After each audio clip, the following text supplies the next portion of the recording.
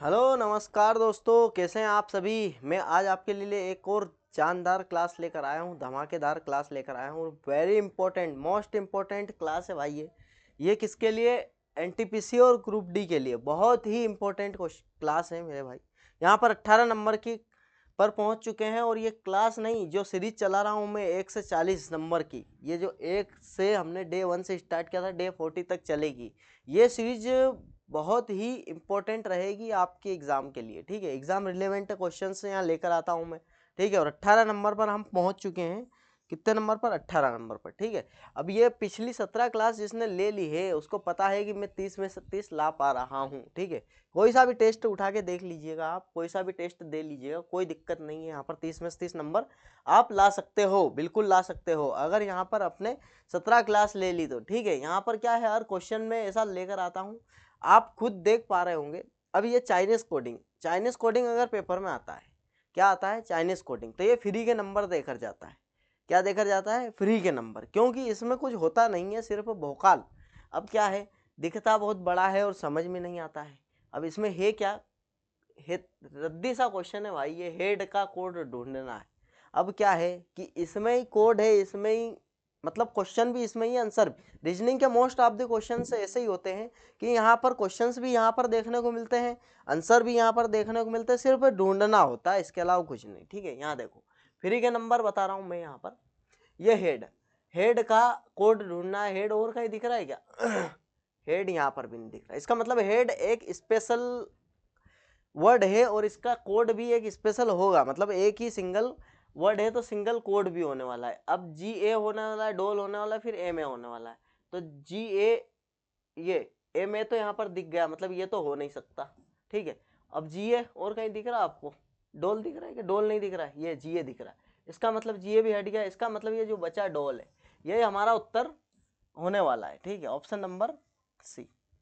ठीक, ये इस प्रकार का क्वेश्चन आता है और फ्री के नंबर देकर जाता है। ठीक है, अब ये दो क्वेश्चन भी आ गए तो अपने तो लग जाएगा काम, कोई दिक्कत नहीं है। ठीक है, अब ये क्वेश्चन, इसमें थोड़ा मेहनत करने की जरूरत है। मेहनत सिर्फ इतना है कि दायां बायां देखना है। अगर अंदर की साइड मुंह है तो दायां बायां किधर होने वाला है, और बाहर के साइड मुंह है तो दायां बायां किधर। अब कितने व्यक्ति है? 6 मित्र। ये 6 मित्र, ये 6 मित्र।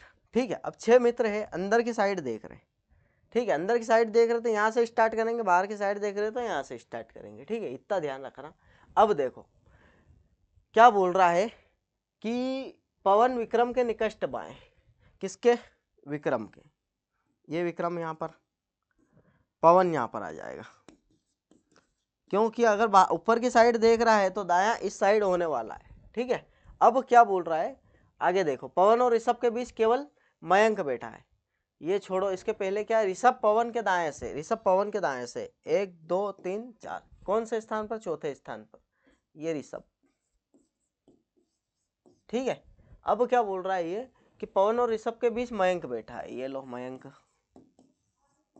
ठीक, अब क्या बोल रहा है आगे देखो, शुभम विक्रम के निकट नहीं बैठा है। विक्रम के पास यहाँ शुभम आने वाला नहीं, मतलब शुभम यहाँ पर आएगा। बचा कौन है हमारा?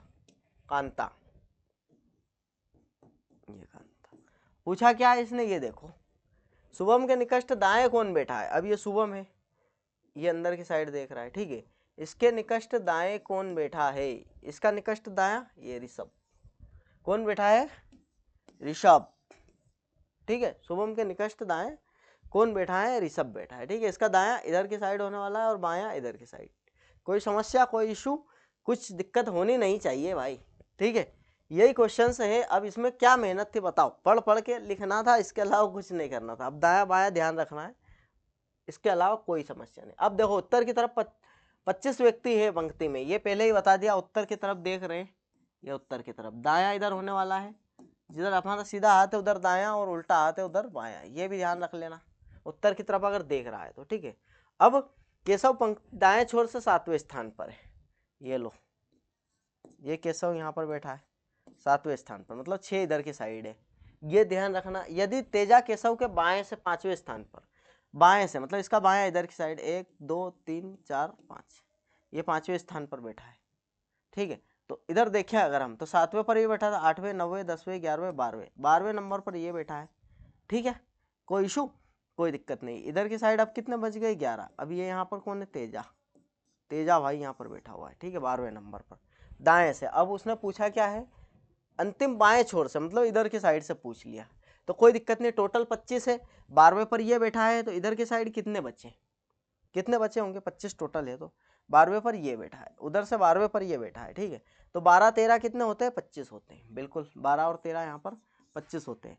तो यहाँ पर क्या है, 13वें नंबर पर, मतलब इधर के साइड से 13 बचे, क्या 13, और ये एक ये भी गिनेंगे हम, ये 14, ठीक है। अब इधर के साइड जो बचे हैं 11, वही माइनस करने हैं 25 में से, तो यहाँ पर जो आने वाला है ना, वही उत्तर होने वाला हमारा। ये 14वें नंबर पर यहाँ पर बैठा है। अगर ये पूछता कि इसके इधर की साइड बाई साइड कितने व्यक्ति बैठे हैं, तो हम क्या बता, 13 व्यक्ति बैठे हैं, लेकिन ये खुद का स्थान जो है, इसका भी एक स्थान जोड़ के यहाँ 14वें नंबर पर बैठा है, ठीक है। ऐसा क्वेश्चन में बहुत ज्यादा कंफ्यूजन रहता है, लेकिन क्लियर रहना चाहिए माइंड से, ठीक है। अब ये 4 दे रखे हैं और 3 एक समान है और एक अलग है, तो अलग कैसे देखेंगे, U21 T20 और S19, इसका मतलब यहाँ से देखो 19 20 21, ये 19 20 21 समझ में आ रहा है, इसका मतलब यहाँ पर काउंटिंग चल रही है। अब MNO, ठीक है, अब IH, ये बिगड़ गया भाई, ये फ्लो बिगाड़ दिया इसने, UVW, ये तीनों एक जैसे हैं और ये अलग है। कैसे अलग है, इसमें -1 है, इसमें -1 है, इसमें -1, इसमें -1, इसमें -1, इसमें -1, लेकिन इसमें अलग हो रहा है, ठीक है। अब ये देखो कोड, इसका कोड लिखो, इसका कोड ये दे रखा है, तो हमको कैसे पता चलेगा क्या कर रहा है। डी से इसने जे बनाया, तो इससे डी से एस बनाया, मतलब इसने कुछ अलग ही लॉजिक लगाया होगा, अलग ही यहाँ पर पैटर्न फॉलो कर रहा होगा, ठीक है। देखो 4 18 9 वी, हम दो हमारे दो, E5 R18, ठीक है। अब इसका कोड लिखते हैं 10 19, यहाँ से समझ में आ रहा है ये +1 कर रहा है, ठीक है, और E5, अच्छा ये देखो 9 से 10 करा इसने, इधर की साइड इसने +1 करा है, और इधर की साइड इसने +1 करा है, ठीक है, ये समझ में आ रहा है। अब ये पिक्चर यहाँ से शायद एक पार्टीशन की बात कर रहा होगा ये, अब देखते हैं पार्टीशन में बात कर रहा है कि नहीं। T20 बिल्कुल, अच्छा T20 आ गया है हमारा R18, ठीक है, और G7 कोई दिक्कत नहीं है। उसके बाद X है यहाँ पर 24, अच्छा तो इसमें ये +2 कर रहा है, हाँ यहाँ पर +2 हो रहा है, यहाँ पर +1 हो रहा है, ठीक है। अब ये दो पार्टीशन में खेल खेलना है हमको भी, जैसे इसने। अब ये क्या DOL, अब L DOL अलग लिख लो और ये अलग लिख लो LAR, इसमें 2 जोड़ना है, इसमें 1 जोड़ना है, 12 13 मेरा 13, ठीक है। D4 ये 5 E आ जाएगा यहाँ पर, और O से, O के बाद क्या आता है P, OP, ठीक, ये हो गया। MPE से कहीं स्टार्ट हो रहा है, सभी दो स्टार्ट हो रहे हैं MP से, यहाँ 2 जोड़ना है, R18 20 T20, ठीक है। A के बाद 2 जोड़ेंगे तो C, L के बाद 2 जोड़ेंगे तो N, TCN, ये ऑप्शन नंबर 2 यहाँ पर करेक्ट, ठीक है। अब ये लॉजिक पकड़ने के लिए क्या कोड याद होने चाहिए, अब कोड याद थे तो हम आसानी से समझ पाए। और ये पैटर्न भी हमने बहुत बार पढ़ा है कि बीच में से इसको कट करके उधर कुछ कर सकता है, इधर कुछ कर सकता है, ये पढ़ा है तो हमको जल्दी से क्लिक कर गया। नहीं पढ़ा होता तो फिर हम सोचते ही रह जाते, अरे यार ये कैसा कर दिया इसने। अब 6 लड़कियां एक सीधी रेखा में उत्तर की तरफ, ये लो 1 2 3 4 5 और ये 6, ठीक है, 6 लड़की हो गई। L P और K के बीच में है। अब L जो है P और K के बीच में है, K इधर भी आ सकता है, P इधर भी आ सकता है ना।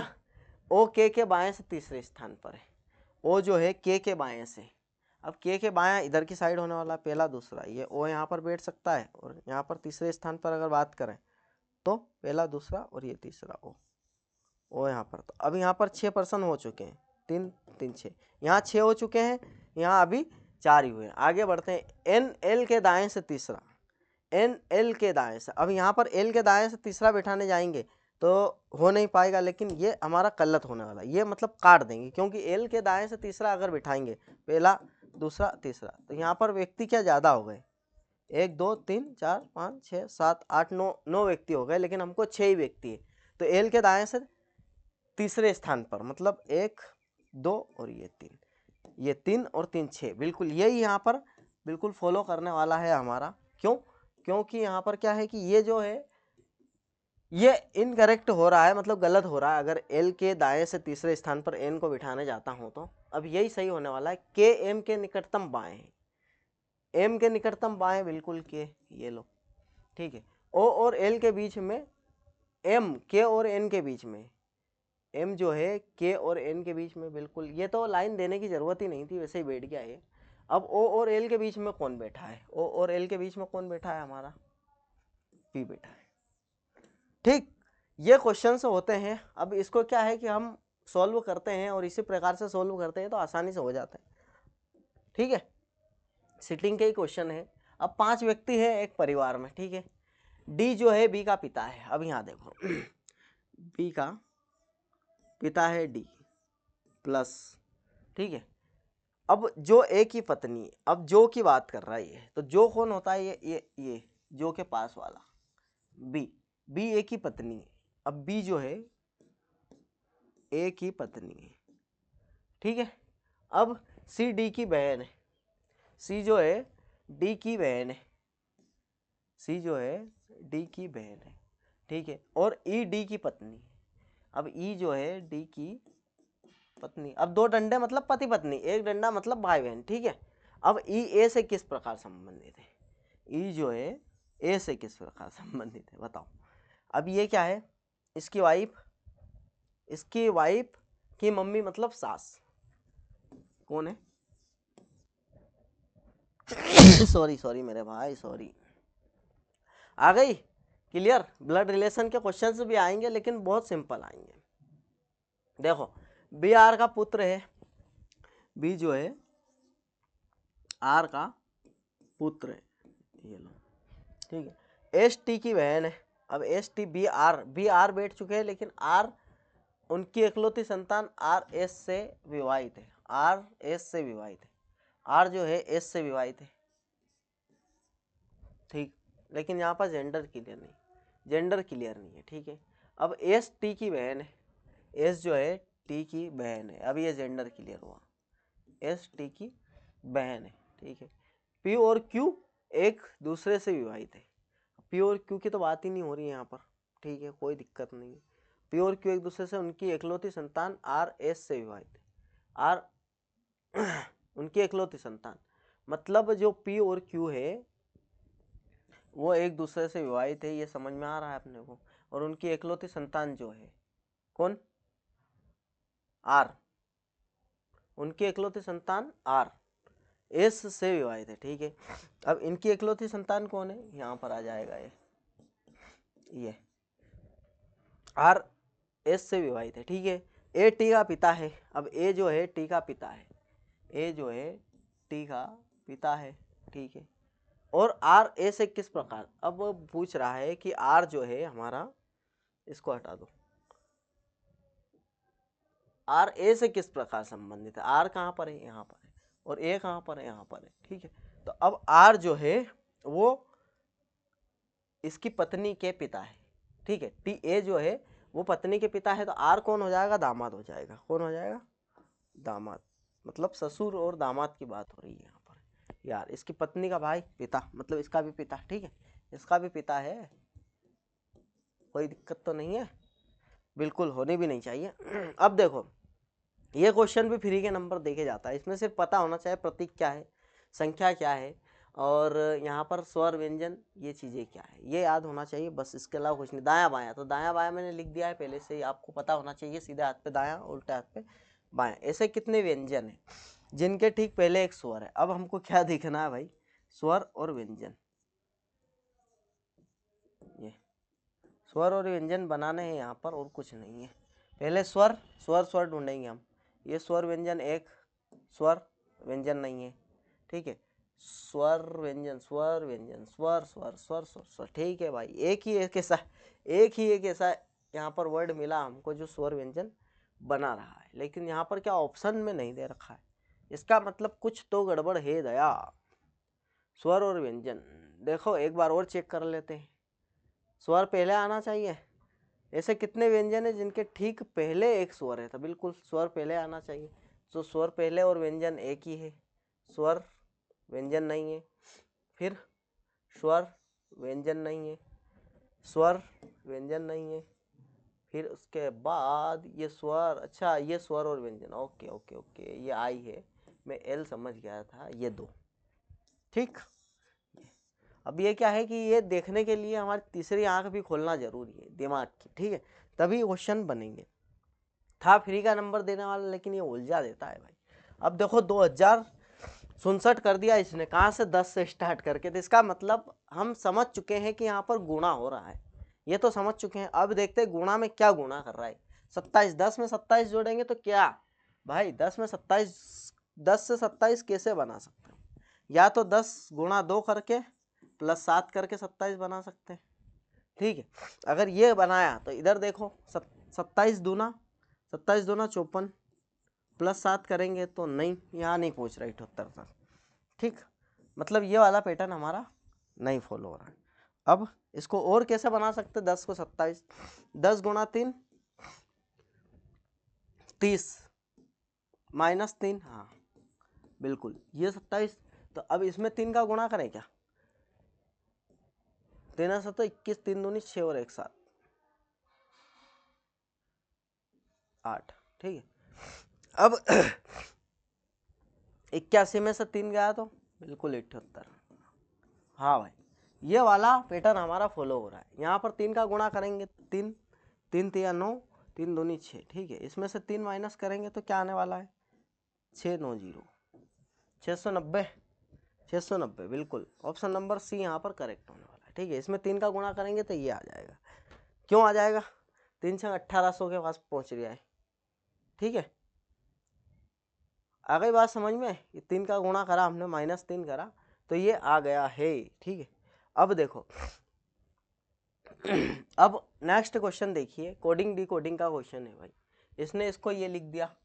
अब देखो जिसने पढ़ रखा है, जिसको याद है, जिसको समझ है कोडिंग डिकोडिंग के, अब दो प्रकार के क्वेश्चन बनते हैं, या तो प्लस माइनस कर सकता है कुछ भी, उसके बाद यहाँ पर इन्वर्स चलता है, या तो कोड याद होना चाहिए या फिर इन्वर्स याद होना चाहिए। अब जिसको इन्वर्स याद है वो देखते ही इसको पकड़ लेगा।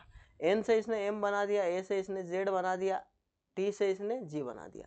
अब जिसको मेन याद है, जिसको ए टू जेड याद है, जिसको ग्रेट याद है, जिसको इंडियन रेलवे याद है, जिसको लूडो याद है, जिसको मेन याद है, तो वो इसको आसानी से कर पाएगा। बी की बात कर रहा है तो जिसको बॉय याद है, ओ की बात कर रहा है तो लूडो याद है, टी की बात कर रहा है तो ग्रेट याद होना चाहिए, फिर टी की बात कर रहा है ग्रेट, एल की बात अगर कर रहा है ये तो लूडो याद होना चाहिए, ठीक है। ई की बात कर रहा तो ईवी की एग्जाम याद होना चाहिए। ये कोड निकल जाता है बहुत ही आसानी से, YLGGOV, ठीक है। ऑप्शन नंबर 2, ये इतने आसान होते हैं, बस कोड याद होना चाहिए, इन्वर्स याद होना चाहिए, ठीक है। बड़े नेक्स्ट क्वेश्चन की तरफ देखो, ये फिर से 3 समान है और एक भिन्न है। 17 15 18, ठीक है। T20 क्वीन 17 साल की, U21, J10 G7 K11, clear है 11, ठीक है। Y25 V हम दो हमारे दो, और Z यहाँ पर 26। क्या दिख रहा है, +2 +3, ठीक है। यहाँ पर +3 हो गया, सॉरी +3 नहीं, माइनस, क्या हो गया, -3, मैं यहाँ पर +4, यहाँ देखें तो -3 +4, अच्छा -3 +4, ये लो, ये भिन्न है, पहला ही नंबर का भिन्न है, ठीक है। नेक्स्ट देखते हैं। अब ये एक लड़के की तस्वीर की ओर इशारा करते हुए आदित्य ने कहा, आदित्य को यहाँ धरो, जिसने कहा उसको यहाँ पर धरो, धर दिया।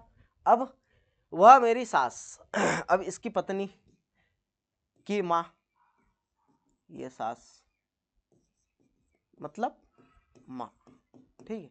माँ, सास की एकमात्र पुत्री, ये इसकी पुत्री, का एकमात्र पुत्र, ये इसका पुत्र, ठीक है। वह लड़का आदित्य से, ये लड़का है, लड़का पुत्र, ठीक है, आदित्य का पुत्र है। अब ये क्वेश्चंस चुटकियों में हो जाते हैं, बस ये समझना है कि पहले किसको रखना, ये समझना है, बस इसको पहले धरना है, उसके बाद तो फिर क्वेश्चन बहुत ही जल्द सोल्व होने वाला है, कोई दिक्कत आने वाली नहीं। ठीक है, अब क्वेश्चंस आपको कैसे लगे, अगर क्वेश्चंस आपको अच्छे लगे हैं तो भाई साहब देख लीजिए, लाइक सब्सक्राइब कमेंट जो भी है कर देना आपके हिसाब से। ठीक है, मिलते हैं नेक्स्ट क्लास में, और ऐसी ही सीरीज मैं आपके लिए लाता रहूँगा, मतलब यही सीरीज हम आगे बढ़ाएंगे और 40 तक पहुँच जाएंगे। जब 40 तक पहुँच जाएंगे और आप भी मेरे साथ 40 तक पहुँच जाएंगे तो 30 नंबर लाने से आपको कोई नहीं रोक सकता और सिलेक्शन हो जाएगा। ठीक है, मिलते हैं नेक्स्ट क्लास में, धन्यवाद।